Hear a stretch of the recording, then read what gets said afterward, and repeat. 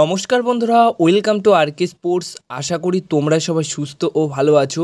তো এই ভিডিওতে কিছু গুরুত্বপূর্ণ আপডেট শেয়ার করা রয়েছে। গতকাল ম্যাচ শেষ হওয়ার পর আন্তোনিও লোপেস হাবাস এবং দিমিত্রি পেট্রাটাস জেসন কামিন্স কী বলেছেন, কিছু ট্রান্সফার রিলেটেড আপডেটও শেয়ার করা রয়েছে। তাই প্রথম যে খবরটা শেয়ার করব সেটা আন্তোনিও লোপেস হাবাসকে নিয়ে। তো আন্তোনিও লোপেস হাবাস কিন্তু গতকাল বড় সড়ো একটা মন্তব্য করেছেন। হ্যাঁ, লাস্ট প্রেস কনফারেন্সে একটা ভুল বোঝাবুঝি হয়েছিল যে তিনি মোহনবাগান দলের হয়েই শেষ ম্যাচ অ্যাজ এ ম্যানেজার হিসেবে কোচের দায়িত্বে থাকছেন, তারপর তিনি কোচের দায়িত্ব থেকে অবসর নেবে। তো এরকম একটা ভুল বোঝাবুঝি হয়েছিল, সেটা তিনি আজকে গতকাল প্রেস কনফারেন্সে এসে বলেছেন যে এরকম কোনো কথা নয় যে আমি নিজের কোচিং কেরিয়ার থেকে অবসর নিচ্ছি। লাস্ট একটি প্রেস কনফারেন্সে একটা ভুল বোঝাবুঝি হয়েছিল, যার দরুন অনেক বিষয় শুনছিলাম, জানছিলাম যে আমি কোচিং দায়িত্ব থেকে অবসর নিচ্ছি, বাট এরকম নয়। মোহনবাগানের সাথে আমার চুক্তি বাড়ানোর কথাবার্তা চলছে। সব কিছু ঠিকঠাক থাকলে আগামী মৌসুমেও আমি এই মোহনবাগান দলের কোচের দায়িত্বেই থাকছি। তো এরকম একটা কথা সরাসরি প্রেস কনফারেন্সে কিন্তু সরাসরি তিনি বলেছেন। তো তিনি এরকম কনফিডেন্স নিয়ে বলছেন মোহনবাগান দল তার সাথে চুক্তি বাড়ানোর কথাবার্তা শুরু করে দিয়েছে এবং মোহনবাগান দলে তিনি থাকছেন, এটুকু আমি এখন 100% বলতে পারি।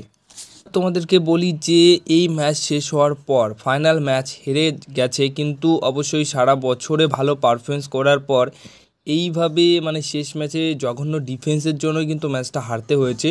ঠিক আছে, আইএসএল শিল্ড জিতেছি, যদি দেখো খাতায় কলমে তাহলে নিয়ম অনুযায়ী কিন্তু আইএসএল শিল্ড যে দল জেতে সেই দলই কিন্তু আইএসএলের চ্যাম্পিয়ন্স দল হয়।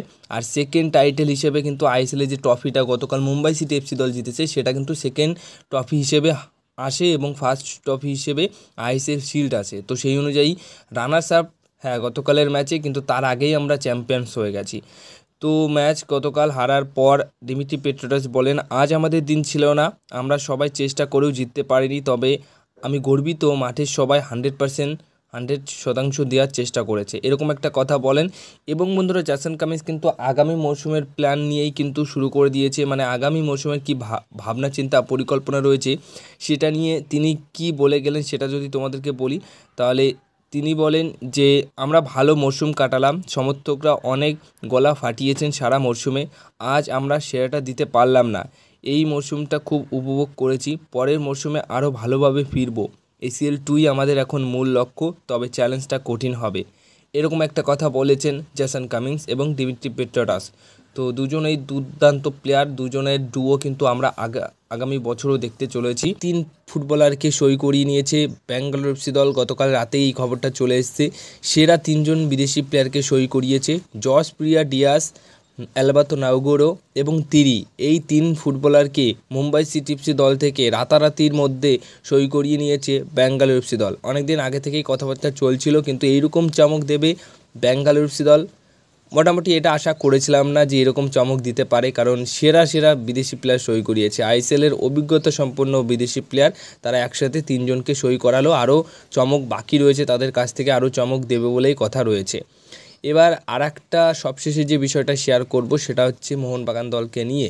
তো মার্কোস মার্গুলো গতকালই কিন্তু জানিয়েছে যে মোহনবাগানের এগেনস্টে ফাইনাল ম্যাচে মুম্বাই সিটি এফসি দলের যে প্লেইং 11টা ছিল সেখানে এমন 5 থেকে 6 জন ফুটবলার রয়েছে যারা আগামী মরশুমে মোহনবাগান দলে থাকছে না, মুম্বাই সিটি এফসি দলে থাকছে না।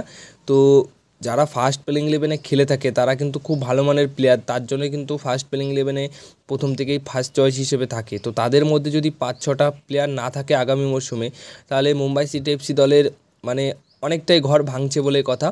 সেই অর্থে সেই 5 থেকে 6 জন প্লেয়ারের মধ্যে কি ছাংতেও থাকছে? অবশ্যই থাকতেই পারে, কারণ এরকম সম্ভাবনা রয়েছে। আর ছাংতে যদি থাকে তাহলে মোহনবাগান দলের এখন কিন্তু প্রাইম টার্গেট রয়েছে, সেটা হচ্ছে ছাং থেকে সই করানো। আর ছাংতের যে লেভেলের ফুটবলার, কালকে যা খেলা দেখলাম, একটা সময় তো লিস্টনকে যেভাবে বিট করেছিল তার স্কিল দেখিয়ে সেরা লেগেছিল। তো ছাংতেকে যে কোনো মূল্যে সঞ্জীব গোয়েঙ্কার সই করানো দরকার। আর ছাংতে যদি চলে আসে তাহলে ছাংতে, লিস্টন, মানবীর, আশিক, এই যে 4 জনের যে ক্লাস থাকছে, আমাদের আক্রমণ ভাগ থাকছে, এটা কিন্তু পুরো ফাটিয়ে দেবে। আর ছাংতে মুম্বাই সিটি এফসি দলের হয়ে খেলেছে, এবার ছাংতের কাছেও বড় অপরচুনিটি থাকবে এসিএল 2 খেলার মোহনবাগান দলের হয়ে। তো তার আগে তাকে সই করতে হবে। তো আমার মনে হয় যে এই সমস্ত অফার, এই সমস্ত শর্ত থাকলে আর অনেক কোটি টাকাই তো পাবে মোহনবাগান দল থেকে।